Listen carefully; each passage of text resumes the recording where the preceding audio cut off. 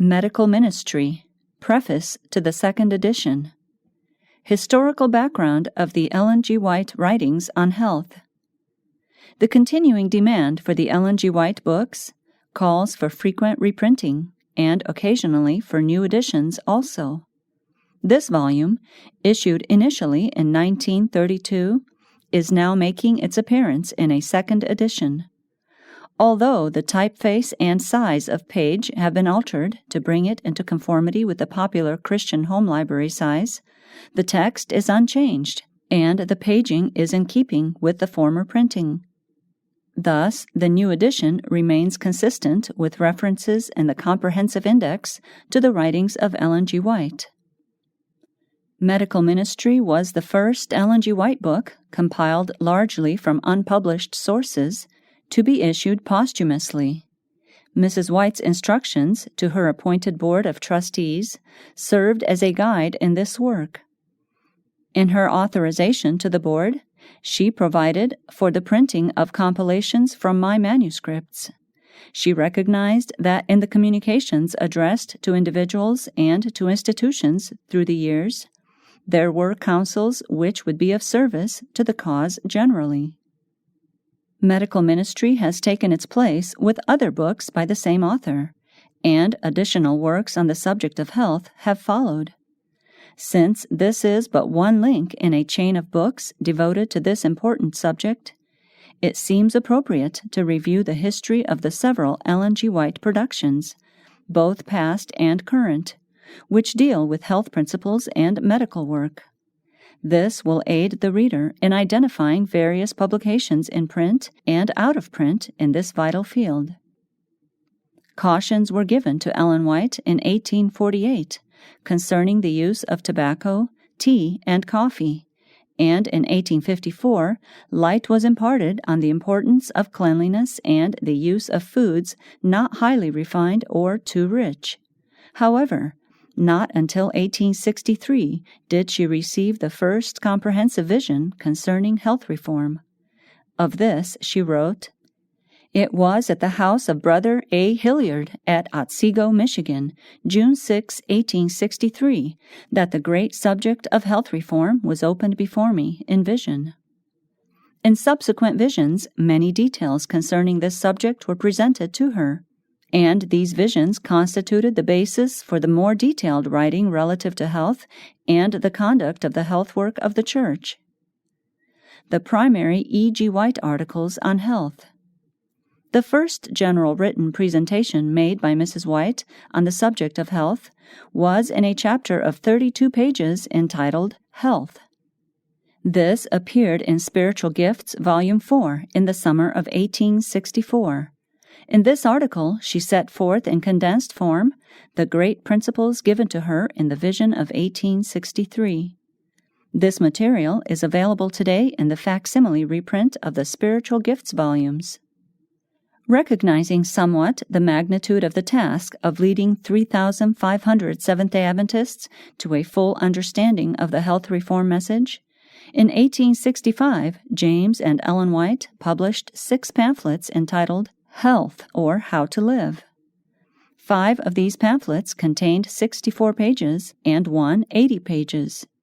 In each was one article from the pen of Ellen G. White, running under the title Disease and Its Causes. Appearing with Mrs. White's article was related material drawn from the writings of physicians and ministers, and articles especially prepared by James White and others for these pamphlets. Each was devoted to a fundamental health theme: diet, marriage and home life, the use of drugs, care of the sick and hygiene, child care and attire for children, and healthful dress. In 1899 and 1900, the 6 Ellen G. White messages were published as a series of continued articles in the Review and Herald. In 1958, they were made available as a 69-page appendix in Selected Messages, Book 2. In a more specialized area of early health counsel was the article entitled An Appeal to Mothers. This was printed in 1864 in a pamphlet by that title. In 1870, James White embodied this as an Ellen G. White contribution to the 270-page Solemn Appeal Relative to Solitary Vice. Large portions of this article appear today in Child Guidance in the section entitled Preserving Moral Integrity. The same basic counsels are found in Testimonies for the Church, Volume 2, and Testimonies for the Church, Volume 5. Christian Temperance and Bible Hygiene, 1890. A volume entitled Christian Temperance and Hygiene was published in 1890. The first portion, Christian Temperance, was written by Ellen G. White, and the second, on Bible Hygiene, was compiled from the writings of James White. In the first 162 pages, Mrs. White presented basic health principles in more popular and expanded form. 15 years later, this formed the basis for the book, The Ministry of Healing. Also, all or parts of 9 of the 18 chapters by Mrs. White in the 1890 book were reprinted in 1923 in Counsels on Health and Fundamentals of Christian Education. The other chapters were closely paralleled in The Ministry of Healing. Healthful Living, 1897. In 1897, while Mrs. White was in Australia, Dr. David Paulson, then working at the Battle Creek Sanitarium, drew together from Mrs. White's writings on health topics then available to him a large number of excerpts and paragraphs, assembling them in topical order. This collection, called Healthful Living, appeared 8 years before the publication of the Ministry of Healing. The volume, 284 pages in length, became a valuable teaching aid, and at least 3 editions were printed. However, with the appearance of the Ministry of Healing in 1905, the Paulson compilation was no longer published. Mrs. White was appreciative of this compiled volume, but of course it did not have the continuity which characterized her books. The Ministry of Healing, 1905. Mrs. White's well-rounded presentation on the subject of health is made in The Ministry of Healing, a 516-page book which she intended for both Adventist and non-Adventist readers in America and overseas. In preparing its 43 chapters, she drew heavily upon her materials in Christian Temperance and Bible Hygiene, though she amplified and rewrote the material. At the time of Mrs. White's death in 1915, this was her only available book on health. Counsels on Health, 1923. The broad principles of healthful living had been set forth in the Ministry of Healing. However, in Mrs. White's articles which had appeared in the journals of the Church, in Testimonies for the Church, and in certain out-of-print books, were many additional messages. These contained needed instruction regarding health principles, the conduct of Seventh-day Adventist institutions, and the promulgation of the health message. The materials were assembled by the White trustees in Counsels on Health, published in 1923. This 634-page volume, confined to matter which had appeared in print in one form or another, provided a volume of great service to the Church and especially to medical personnel. Medical Ministry, 1932. The promulgation of the health message was for 50 years a topic of major concern to Ellen White. She wrote more in the field of health than on any other single topic of counsel. Many of her manuscript documents, addressed to physicians, institutional managers, nurses, and sanitarium families, embody counsels of vital importance. Copies of these were kept on file. Many of the counsels give direction to the medical work. Others, written at crucial times in the development of phases of our medical work, sound warnings. Some were messages written to save a worker faced with special peril. The instruction itself is timeless. This volume, Medical Ministry, is primarily a selection of these counsels addressed to medical personnel and others connected with Seventh-day Adventist medical institutions. The counsels have been drawn together and published so that others might benefit from them. The preface was written by A.G. Daniels, for many years president of the General Conference and one of the trustees chosen by Mrs. White to care for her writings. When the book was first published, Elder Daniels was also chairman of the board of the College of Medical Evangelists. Counsels on Diet and Foods, 1938. In early 1926, Dr. H. M. Walton, then teaching in the field of nutrition at the College of Medical Evangelists, assembled Ellen G. White materials from published and unpublished sources relating to the subject of diet and foods. This material, prepared in collaboration with the White trustees, was printed at Loma Linda for classroom use in a 2-column, paper-bound, 200-page work entitled Testimony Studies on Diet and Foods. The materials were topically arranged for ready reference. Eventually, the value of a wider circulation of this material among Seventh-day Adventists was discerned. The White trustees took these materials, dropped out certain items which were repetitious, and supplemented it with new materials from unpublished sources. They also added some sections and brought out what has proved to be a most popular volume, the 500-page Counsels on Diet and Foods. Its counsels, topically arranged and carefully indexed, make the combined spirit of prophecy statements on diet readily available for study. Temperance, 1949. The 300-page volume fittingly entitled Temperance sets before the Church the full range of counsels drawn from all sources, published and unpublished, bearing on that topic. 3 Ellen G. White temperance addresses appear as an appendix. This volume has become a handbook to temperance workers. Welfare Ministry, 1952. The welfare work of the Seventh-day Adventist Church combines the health work with neighborly deeds of Christian service. In its 350 pages, Welfare Ministry provides Ellen G. White's counsels on these important phases of ministry. Mrs. White's experiences as a welfare worker climax this volume. This, too, is a handbook in its field. These 5 currently available volumes, together with portions of Selected Messages, Book 2, present the full range of Ellen G. White counsels on the subject of health and the conduct of our health work. Counsels vital for today. It is interesting to observe that a century has passed since the attention of Seventh-day Adventists was called to the subject of health through the visions given to Ellen G. White. These counsels have withstood the closest scrutiny of trained scientists. The findings of conservative research workers from day to day add confirmatory evidence to the scientific accuracy of the counsels.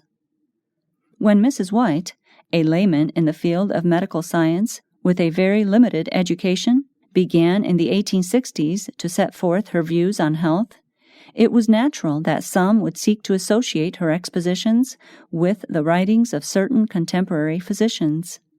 The suggestion on the part of a few that the opinions of those about her may have been the real inspiration for her writings in the health field, she answered frankly and simply after referring to the vision of June 6, 1863.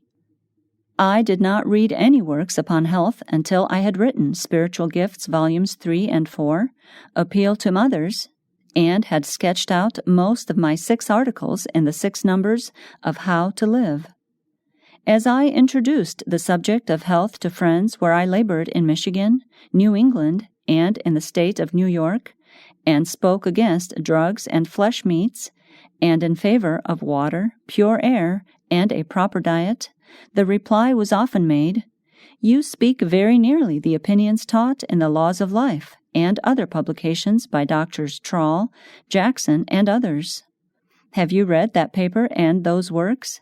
My reply was that I had not, neither should I read them till I had fully written out my views, lest it should be said that I had received my light upon the subject of health from physicians, and not from the Lord. Again, that year, as she referred to her writings on the subject of health, she asserted, "My views were written independent of books or the opinions of others." Certain leading men in our ranks in 1864 commented upon this point in connection with the publication of her article in An Appeal to Mothers. Following her 29-page presentation, certain medical testimony was given. Between the Ellen G. White article and these statements by other writers, the trustees of the Seventh-day Adventist Publishing Association inserted the following significant note. We have thought proper to add to the foregoing the following testimonies from men of high standing and authority in the medical world, corroborative of the views presented in the preceding pages. And in justice to the writer of those pages, we would say that she had read nothing from the authors here quoted, and had read no other works on this subject previous to putting into our hands what she has written. She is not, therefore, a copyist, although she has stated important truths to which men who are entitled to our highest confidence have borne testimony. To those who suggested that Mrs. White's writings reflected the conclusions of contemporary medical innovators, one need only observe the conflicting pronouncements of the times and ask, how would an uninformed layman of that day know what to select and what to reject? Few of the popular concepts of that day survive, yet Mrs. White's counsels not only stand today, but are reinforced by the latest discoveries in clinic and laboratory. Objectives and conditions of prosperity unchanged. Great advances have been made in the medical world since the death of Ellen White in 1915. While these advances have brought adjustments in the details of the practice of medicine, they have not outmoded the therapeutic value of pure air, exercise, proper diet, the use of water, and trust in divine power, which Ellen G. White enumerated as the true remedies. While modern methods of rapid diagnosis and treatment of disease have shortened the time patients must stay at a medical institution, and while this has its bearing in the operation of Seventh-day Adventist institutions, the basic principles set forth in the Ellen G. White counsels constitute a safe, workable guide today. Writing reflectively, Mrs. White declared, "As our work has extended and institutions have multiplied, God's purpose in their establishment remains the same. The conditions of prosperity are unchanged." We can be reassured of the timelessness of these counsels in medical lines. As Mrs. White stood before the General Conference in session in 1909, she said, "I have been shown that the principles that were given us in the early days of the message are as important and should be regarded just as conscientiously today as they were then." Principle does not change, though changes in circumstances may make adjustment necessary in the application of some of the principles. Indeed, Ellen White wrote concerning the work at the newly established school in Loma Linda, "We cannot mark out a precise line to be followed unconditionally. Circumstances and emergencies will arise, for which the Lord must give special instruction. But if we begin to work, depending wholly upon the Lord, watching, praying, walking in harmony with the light He sends us, we shall not be left to walk in darkness." The testimonies and the meaning of words. The significance of certain terms also may change materially over a period of years. However, a careful study of basic principles, as revealed through an accumulation of the counsels, makes clear the intent of the author and thus the proper course of action. The student of Ellen G. White's health counsels is aware of the frequent condemnation of the use of drugs and the appeal for the employment of simple remedies. 100 years ago, and for many years thereafter, the remedies employed by physicians were usually those which we know now to be potent poisons. Often the cause of the disease was not known. The germ theory was not yet well established, and treatments usually dealt with symptoms. Anyone familiar with the medical literature of the time is aware of the high mortality rate and of the short life expectancy. He is aware of the nature of many of the medications which were used by physicians. Many died as the result of the use of the drugs prescribed. Note: for a documented picture illustrating this, see Story of Our Health Message, Chapter 1, entitled The Times of This Ignorance. The voice of Ellen White crying out against this disregard of life was not a lone voice, but she spoke from a heart which could feel and a mind enlightened by inspiration. The careful student will avoid misapplying the references to drugs.